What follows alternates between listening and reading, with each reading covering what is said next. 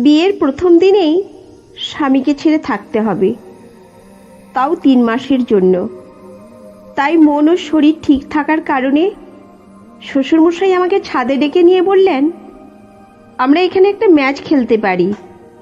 তিনি ব্যাট আর বল বের করলেন আর বলেন, তুমি তো নতুন, আমি তোমাকে কিছু নতুন নতুন শট শেখাতে পারি। আমি কিছুটা অবাক হলেও তার উৎসাহ দেখে না করতে পারলাম না। আমরা ছাদের একপাশে দাঁড়িয়ে খেলতে শুরু করলাম। শ্বশুরমশাই খুশি হয়ে বললেন, দারুণ খেলেছো বৌমা, তুমি খুব দ্রুত শিখেছো। আমাদের খেলা চলতে থাকলো। বৃষ্টির মধ্যে খেলাটা বেশ মজার হয়ে উঠেছিল। মাঝে মাঝে আমি বল মিস করে ফেলতাম, আর তিনি বলতেন, কোনো ব্যাপার না, আবার চেষ্টা করো। নমস্কার বন্ধুরা, আজ আমি আপনাদের এমন একটি গল্প শোনাবো যা শুনলে আপনারও খেলতে ইচ্ছা করবে। আমি রূপালী। আমার বিয়ের পর প্রথমবার শ্বশুরবাড়িতে যাওয়ার অভিজ্ঞতা ছিল একেবারেই অন্যরকম। বিয়ের দিনগুলোতে যেমন আনন্দ, তেমনই কিছুটা নতুন পরিবেশের অস্বস্তিও ছিল। আমার স্বামী ছিলেন ভারতীয় নৌবাহিনীর একজন কর্মী। দায়িত্ব পালন করেছিলেন সীমান্তের কাছাকাছি। বিয়ের পর আমাদের ফুলশয্যার দিন এসে পড়ল, কিন্তু তখনই যুদ্ধ পরিস্থিতির খবর এলো। পাকিস্তানের দিক থেকে ভারতীয় জাহাজে আক্রমণ হওয়ার সম্ভাবনা ছিল, আর স্বামীকে তৎক্ষণাৎ সীমান্তে পাঠানো হলো। আমার কাছে এটা ছিল এক বিশাল ধাক্কা। বিয়ের প্রথম দিনেই স্বামীকে ছেড়ে থাকতে হবে, তাও 3 মাসের জন্য। কিন্তু দেশের প্রতি, তার দায়িত্বের প্রতি আমার শ্রদ্ধা ছিল, তাই কষ্ট হলেও মেনে নিলাম। স্বামী চলে যাওয়ার পর আমি শ্বশুর শাশুড়ির যত্ন নিতে শুরু করলাম। শাশুড়ি মা বেশ শান্ত এবং মিষ্টি মানুষ ছিলেন, আর শ্বশুরমশাই ছিলেন একটু রাশভারী। তিনি ভারতীয় নেভির ক্যাপ্টেন পদে অবসর নিয়েছিলেন। বয়স 60-এর ওপরে হলেও শরীরটা ছিল ফিট, আর চেহারায় সবসময় একটা কঠোরতা ছিল। তিনি বড় বড় গোঁফ রাখতেন, যা তার ব্যক্তিত্বকে আরও শৌর্যবান করে তুলত। তার সেই অভিজাত চেহারায় আমি সবসময় একটু মুগ্ধ থাকতাম, যদিও প্রথম দিকে তার সামনে কথা বলতে একটু সংকোচ হতো। আমি প্রতিদিন সকালে উঠে শ্বশুর শাশুড়ির যত্ন নিতাম, তাদের জন্য চা বানাতাম, খাবার তৈরি করতাম, আর তাদের সেবায় লেগে থাকতাম। শ্বশুরমশাই মাঝে মাঝে আমার প্রতি একটু বেশি স্নেহ দেখাতেন। তিনি বলতেন, তুমি খুব যত্নশীল মেয়ে বৌমা, তোমার মতো মেয়েই আমাদের পরিবারে আসা দরকার ছিল। আমি তার প্রশংসা শুনে মৃদু হেসে কাজ চালিয়ে যেতাম। তবুও আমার মধ্যে একটা অস্বস্তি ছিল, কারণ মাঝে মাঝে তার দৃষ্টি আমার দিকে এমনভাবে পড়ত যা কিছুটা অস্বাভাবিক লাগতো। কিন্তু আমি মনে করতাম হয়তো এটা আমার ভুল ধারণা, হয়তো তিনি আমাকে কেবল স্নেহের চোখেই দেখছেন। একদিন দুপুরের পর আমি একটু অবসর সময় পেলাম এবং ভাবলাম ছাদে গিয়ে একটু হাওয়া খাই। আকাশে মেঘ জমতে শুরু করেছিল, আর হঠাৎই ঝমঝম করে বৃষ্টি নামল। সেই মুহূর্তে ছাদে বসে বৃষ্টির ফোঁটাগুলো আমার শরীর ছুঁয়ে যাচ্ছিল, আর আমি ভেতর থেকে একরকম স্বস্তি পাচ্ছিলাম। এমন সময় শ্বশুরমশাইও ছাদে এলেন। তিনি আমাকে দেখে বললেন, বৌমা, তুমি বৃষ্টিতে ভিজতে খুব ভালোবাসো দেখছি। আমি হেসে বললাম, হ্যাঁ, মাঝে মাঝে বৃষ্টি খুব ভালো লাগে। অনেক দিনের পর বৃষ্টির মধ্যে ভেজার সুযোগ পেয়েছি। তিনি মুচকি হেসে বললেন, তুমি তো নতুন বউ, তোমার জীবনের প্রতিটি মুহূর্তে নতুন নতুন অভিজ্ঞতা হবে। চলো আজ একটা মজার কাজ করি। ছাদে তো বৃষ্টি পড়ছে, আমরা এখানে একটা ক্রিকেট ম্যাচ খেলতে পারি। আমি বিস্মিত হয়ে বললাম, ছাদে ক্রিকেট, তাও বৃষ্টির মধ্যে? তিনি হাসলেন। হ্যাঁ, কেন নয়? আগে তোমার শাশুড়ির সাথে বৃষ্টির মধ্যে ক্রিকেট খেলতাম। এই খেলা শুধু মজার নয়, শরীর চর্চারও ভালো উপায়। আর তুমি তো নতুন, আমি তোমাকে কিছু নতুন নতুন শট শেখাতে পারি। আমি কিছুটা অবাক হলেও তার উৎসাহ দেখে না করতে পারলাম না। আচ্ছা, শিখব বললাম। শ্বশুরমশাই বললেন, আমার কাছে একটা ছোট ব্যাট আছে আর একটা বল, আমাদের আর কিছু লাগবে না। তিনি ব্যাট আর বল বের করলেন আর আমরা ছাদের একপাশে দাঁড়িয়ে খেলতে শুরু করলাম। তিনি প্রথমে আমাকে ব্যাট ধরতে শেখালেন। বললেন, দেখো বৌমা, ব্যাটটা মজবুত করে ধরতে হবে।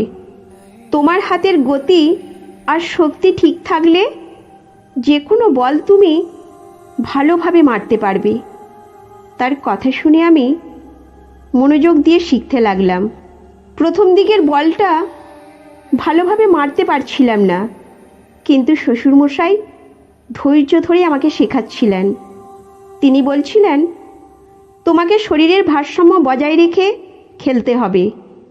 ব্যাট আর বলের মধ্যে সম্পর্কটা বুঝতে হবে। আমি তার শেখানো মেনে নিয়ে খেলতে থাকলাম। কিছুক্ষণ পর আমি প্রথমবারের মতো ভালোভাবে একটা বল মারতে পারলাম। শ্বশুরমশাই খুশি হয়ে বললেন, দারুণ খেলেছো বৌমা, তুমি খুব দ্রুত শিখেছ। আমাদের খেলা চলতে থাকলো। বৃষ্টির মধ্যে খেলাটা বেশ মজার হয়ে উঠেছিল। মাঝে মাঝে আমি বল মিস করে ফেলতাম, আর তিনি বলতেন, কোনো ব্যাপার না, আবার চেষ্টা করো।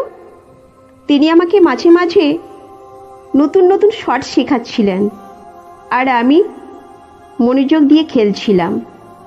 এক সময় শ্বশুরমশাই বললেন, দেখো বৌমা, এই শটটা মারতে একটু দক্ষতা লাগে। বলটা যখন নিচু হয়ে আসবে তখন ব্যাটটা একটু নিচু করে ধরে মারবে। আমি তার শেখানোর মতে খেললাম আর বলটা সুন্দরভাবে মারতে পারলাম। তিনি আমাকে প্রশংসা করে বললেন, তুমি সত্যিই অনেক ভালো খেলেছো। বৃষ্টির মধ্যে সেই খেলাটা আমার জন্য এক নতুন অভিজ্ঞতা ছিল। শ্বশুরমশাইয়ের সঙ্গে এই মুহূর্তগুলো আমি বুঝতে পারলাম। তিনি একজন ভালো মানুষ, যার হৃদয়ে আমার প্রতি সত্যিকারের স্নেহ রয়েছে, আর শেখানোর মধ্যে কোনো অশোভনতা বা খারাপ ইঙ্গিত ছিল না। তিনি আমাকে ক্রিকেট খেলার কৌশল শেখানোর মধ্যে দিয়ে আমার সঙ্গে আরও গভীর সম্পর্ক তৈরি করতে চেয়েছিলেন। খেলা শেষ হলে শ্বশুরমশাই হাসি মুখে বললেন, আজ তুমি অনেক কিছু শিখেছ বৌমা। এখন তোমার দায়িত্ব হলো প্রতিদিন একটু প্র্যাকটিস করা, তাহলে তুমি আরও ভালো খেলোয়াড় হয়ে উঠবে। আমি হেসে বললাম, আপনার জন্যই এত কিছু শিখতে পেরেছি। তারপর আমরা ছাদ থেকে নেমে এসে গরম চা খেতে বসলাম। সেই দিনের খেলাটা আমার জীবনের এক বিশেষ স্মৃতি হয়ে রইল। বৃষ্টির ছোঁয়ায় শ্বশুরমশাইয়ের সাথে সেই ছাদের ক্রিকেট ম্যাচ যেন আমাদের সম্পর্ককে অন্য এক মাত্রায় নিয়ে গেল। সেদিনের পর থেকে প্রায় প্রতিদিনেই আমরা ছাদে যেতাম, কারণ আমার স্বামী তখনও সীমান্তে ব্যস্ত ছিলেন। শ্বশুরমশাই প্রতিদিন আমাকে নতুন নতুন শট শেখাতেন। আমি যেমন ছিলাম ক্রিকেটে অনভিজ্ঞ, তেমনই উনি ছিলেন দক্ষ, অভিজ্ঞ একজন খেলোয়াড়। প্রতিদিনের মতো আমরা আবার ছাদে গিয়ে খেলা শুরু করতাম। শ্বশুরমশাই নিজের ক্যাপ্টেন্সির অভিজ্ঞতা ব্যবহার করে আমাকে খেলার কৌশল শেখাতে লাগলেন। তিনি বলতেন, বৌমা, শরীরের ব্যালেন্স বজায় রেখে খেলো, নয়তো সহজেই আউট হয়ে যাবে। আমি মন দিয়ে তার প্রতিটি পরামর্শ শুনতাম এবং খেলার মধ্যেই এক অদ্ভুত মজা খুঁজে পেতাম। শ্বশুরমশাই আমাকে বোলিং করার সময় খুব যত্ন সহকারে দেখিয়ে দিতেন কিভাবে বলটা ধরতে হবে, কিভাবে ব্যাট চালাতে হবে। প্রতিদিনের এই খেলায় আমি আরও দক্ষ হয়ে উঠতে লাগলাম। মাঝে মাঝে বৃষ্টির কারণে ছাদ পিচ্ছিল হয়ে যেত, কিন্তু আমাদের খেলার উৎসাহ কখনো কমতো না। শ্বশুরমশাইয়ের অনুপ্রেরণায় আমি ক্রমশ ভালো খেলোয়াড় হয়ে উঠেছিলাম। তিনি আমার হাত ধরে ব্যাটিংয়ের সময় সঠিকভাবে কভার ড্রাইভ বা পুল শট শেখাতেন, যা আমি আগে কখনো করিনি। আমাদের এই ক্রিকেট খেলার সময় মাঝে মাঝে তিনি তার নেভির জীবনের গল্প শোনাতেন। কত যুদ্ধের মাঠে তিনি সাহসিকতার সাথে লড়েছেন, সেই কথা আমাকে গভীরভাবে প্রভাবিত করত। তার সবচেয়ে বড় প্রভাব ছিল তার বিনোদনমূলক শিক্ষা, যেটা শুধু খেলাধুলার মধ্যে সীমাবদ্ধ ছিল না, বরং জীবনের অনেক গভীর শিক্ষাও দিয়ে যেত। শ্বশুরমশাই বলতেন, জীবনও একটা খেলার মতো বৌমা, এখানে অনেকবার আউট হবার সুযোগ আসে, কিন্তু সাহসিকতা আর কৌশল দিয়ে সেই আউট থেকে নিজেকে রক্ষা করতে হয়। প্রতিদিনের এই ছাদে ক্রিকেট খেলা যেন আমার একমাত্র বিনোদন হয়ে উঠল। আমরা বৃষ্টির দিনেও ছাদে যেতাম এবং খেলার মধ্যে দিয়ে শ্বশুরমশাইয়ের সাথে আমার সম্পর্ক আরও গভীর হয়ে উঠল। তার সাথে এই সময়গুলো কাটানো আমাকে নতুনভাবে জীবন বুঝতে শেখালো।